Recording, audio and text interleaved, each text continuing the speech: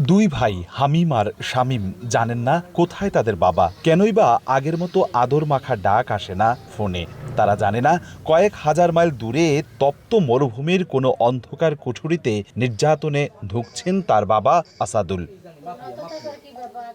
পরিবারের অভাব মেটাতে ভিজিট ভিসায় লিবিয়া গিয়েছিলেন বরিশালের আগুলঝাড়ার চাত্রিশিরা গ্রামের আসাদুল বখতিয়ার। দেশটির আঞ্জারা শহরে দর্জির কাজ করে যা আয় করতেন তাতে সুখের ছোঁয়া লেগেছিল সংসারে। কিন্তু গত রমজানের এক ভোরে মাফিয়ারা তাকে বাসা থেকে তুলে নিয়ে ব্যাপক নির্যাতন শুরু করে।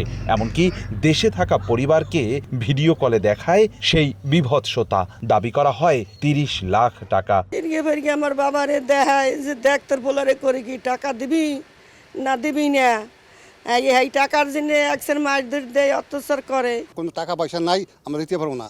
এরপরে একদম মারতে আসে, ধরতে আসে, ওই চাকু দিয়ে কাটতে আসে, পাও ধরে গিয়ে মারতে আসে। এরই মধ্যে সুদে ধার করে ২ দফায় ৪ লাখ টাকা পাঠিয়েছে পরিবার। কিন্তু দাবির পুরো টাকা দ্রুত না দিলে আসাদুলকে হত্যার হুমকি দেয় অপহরণকারীরা। ৪ লাখ টাকা দিছি, আর বর্তমানে আমাকে হুমকি দিতে আছে আরো ৩ লাখ টাকা দিতে না দিলে আর হাত কেটে ফেলাবে, হাত কেটে ফেলে আর মাইরে ফেলে মরগমিতে ফেলাই দেবে, আনালার বেচকে ফেলাবে। ঘটনাটি নিয়ে প্রবাসী কল্যাণ মন্ত্রণালয়ে লিখিত অভিযোগ দেয়ায় আরো ক্ষিপ্ত মাফিয়ারা বাড়িয়ে দিয়েছে নির্যাতনের মাত্রা। যদিও প্রশাসন বলছে অভিযোগ পেলে ব্যবস্থা নেয়ার কথা। লিখিত অভিযোগের প্রেক্ষিতে আমরা জেলা প্রশাসক এবং তার মাধ্যমে পররাষ্ট্র মন্ত্রণালয়কে বিষয়টাতে অবগত করব এবং তাকে উদ্ধার করার জন্য প্রয়োজনীয় ব্যবস্থা গ্রহণ করব। ২০২২ সালে লিবিয়ায় যান আসাদুল।